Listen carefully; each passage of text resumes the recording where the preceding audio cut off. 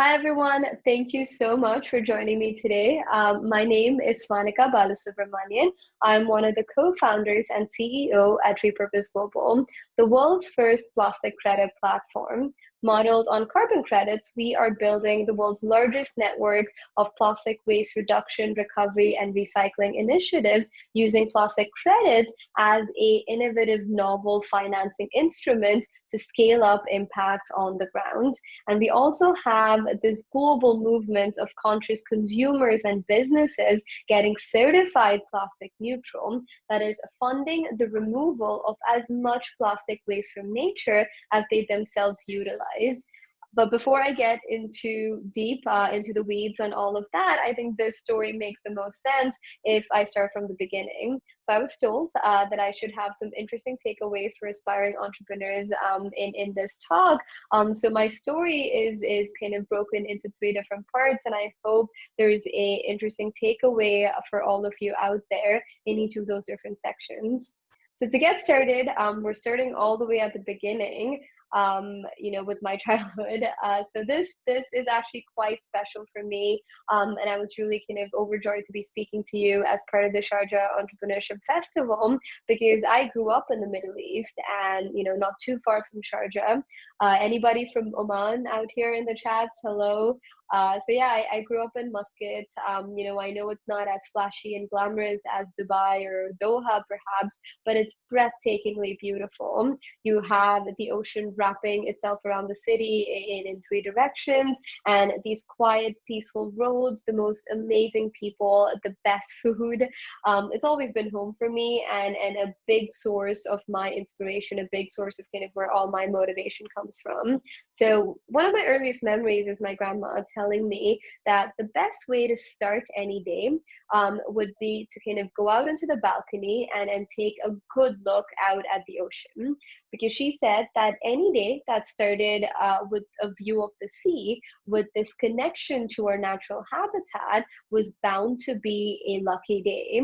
And I took that to heart and I tried to do that as often as possible. And in its own way, I think I was always mesmerized by the mystique of the ocean, by its incredible vastness, its amazing biodiversity. And we all know that plastic waste is one of the most devastating things to that biodiversity, to our marine ecosystems.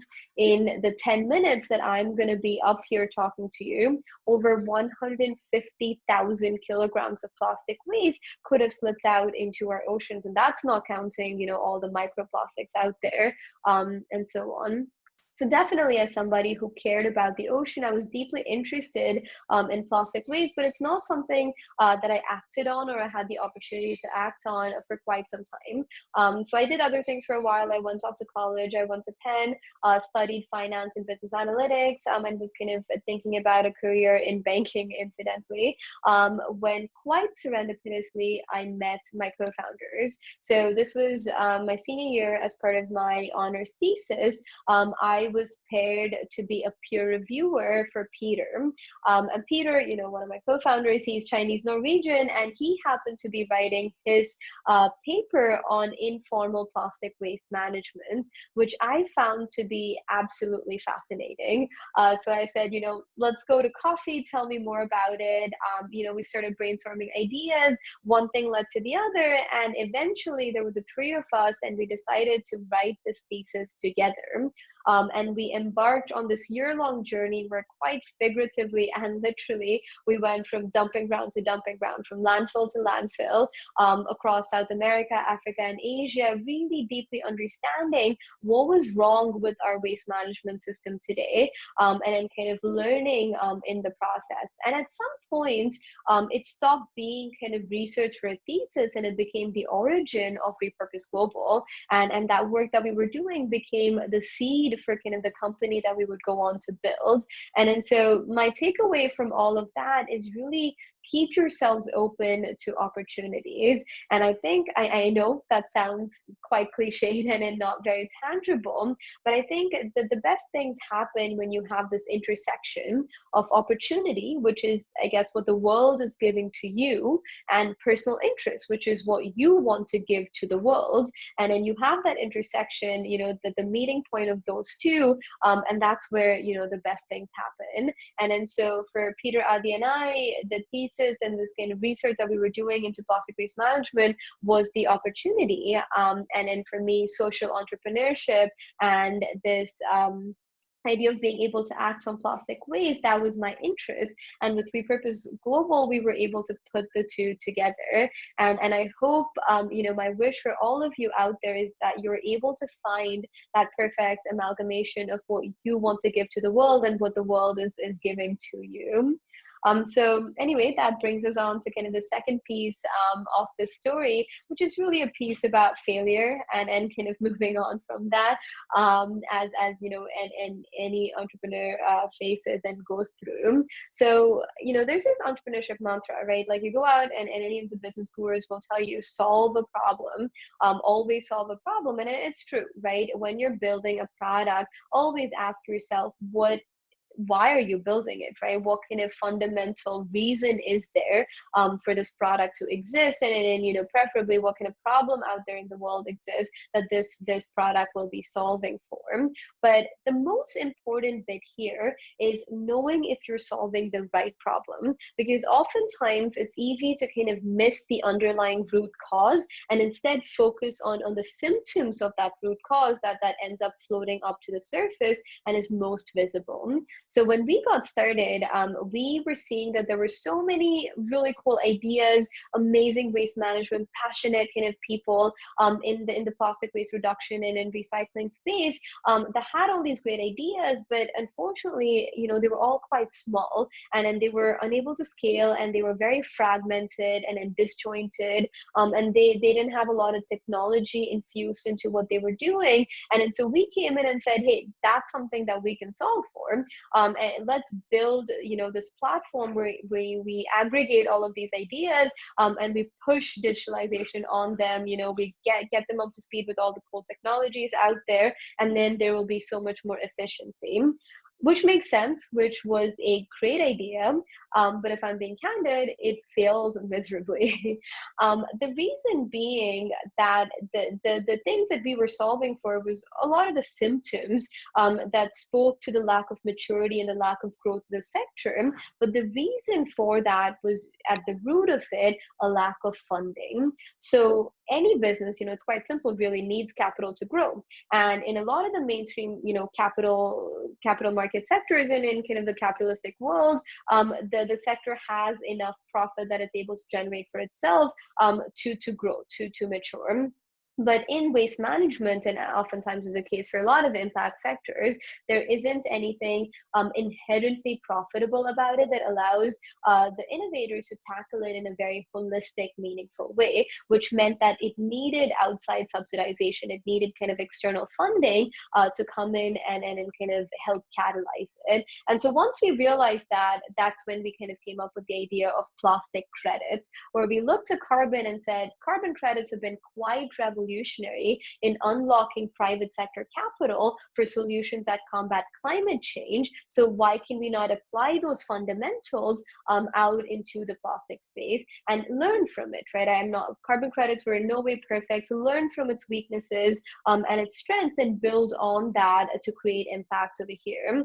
And once we had that idea picked up steam so quickly because we were solving the real problem, kind of the core problem for every stakeholder along the way. So today, now we have plastic credit projects running across 3 different continents, from Colombia to Kenya to Indonesia to India, doing various things from marine plastic recovery to creating new recovery and recycling supply chains where none existed before for whole villages and towns and so on. And our plastic neutral businesses sell products in over 100 countries, and that community has enabled enabled us to remove over 2 million pounds of plastic waste every year so far. And so I think the learning here is, things will happen, things will accelerate when you have the right product, and you have the right product when you're solving for the right solution. So if you need to dig a little bit deeper, right, don't stay at the surface level. Dig until you know that this is the crux of what I'm trying to do. So anyway, that brings us to the final part of the journey. So as you go through this journey, there are so many things that people will tell you, and so many places to learn from. But the most important thing to realize is that you are not in this alone, and you don't have to struggle to fix all the things that go wrong by yourself. And so there's this concept in the entrepreneurship journey. It's called the Valley of Death, or some people call it the Canyon of Death. Sounds quite morbid, rightfully so, where it speaks to kind of the space where, in between point A, where let's assume you have the right opportunity, the right interest, you've found the right problems, you've created the right solution. Maybe you even have an MVP, right, a minimum viable product, and you want to take it to point B.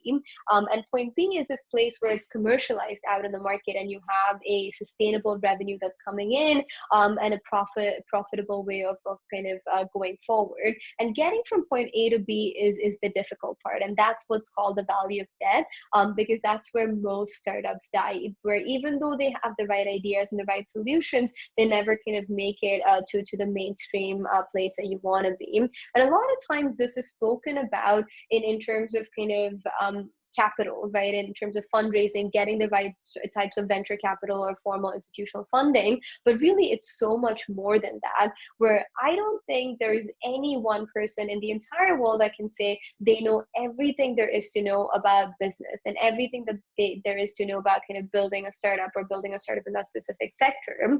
And all of us need to learn. And we are living today in this unprecedented era of information exchange and support, but there's so many resources out there for young early stage startups to leverage. And so, for example, at rePurpose, we were part of 9-10 different accelerator and incubator programs, so many different startup competitions, and then conferences and boot camps and so on. And each and every one of those was instrumental in helping us get to where we are today. The Sharjah Entrepreneurship Festival is a great example. One Young World, a fantastic example of an organization that has helped us on this journey, because whether it's kind of something as small as how do I market this, right? How do I find the right audience? Or like, how do I do Google Analytics? Whether it's small, whether it's big, don't be afraid to ask for help, because like how they say it takes a village to raise a child. In a lot of ways, your business is going to be your baby, and it takes a village to raise that and grow that and scale that in the right way. So I hope you find the right people, the right resources, the right kind of family community to help you get your business to where it needs to be. So with that's essentially a wrap. Thank you so much for listening to everything I had to say and for sticking it out. I really appreciate it. If you want to learn more about rePurpose, you can visit us at business.repurpose.global or email us at hello@repurpose.global. And in the meantime, I'm also available for the next 10 minutes in the chat if you have any questions. But I hope that all of you are staying safe, staying secure, and staying inspired out there. It's a difficult, chaotic world we're living through right now. And I wish you all the very, very best in navigating it. Thank you so much, and have a wonderful rest of your week.